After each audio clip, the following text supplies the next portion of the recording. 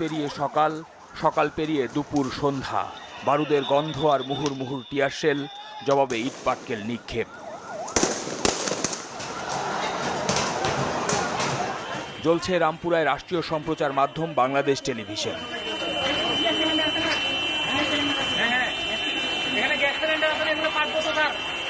আগুন দেয়া হয় পাশের পুলিশ বক্সে। প্রগতি সরণির মেরুলবাড্ডায় সকালেই রাজপথে অবস্থান নেয় শিক্ষার্থীরা। আন্দোলনকারীদের রাস্তা থেকে সরাতে চাইলে শুরু হয় সংঘর্ষ। ধাওয়া পাল্টা ধাওয়ার এক পর্যায়ে রণক্ষেত্রে রূপ নেয় পুরো রামপুরা বাড্ডা এই সড়ক।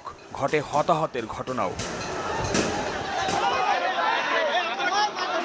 পরিস্থিতি নিয়ন্ত্রণের বাইরে চলে যাওয়ায় পাশের কানাডিয়ান ইউনিভার্সিটি অব বাংলাদেশে আশ্রয় নেয় পুলিশ সদস্যরা।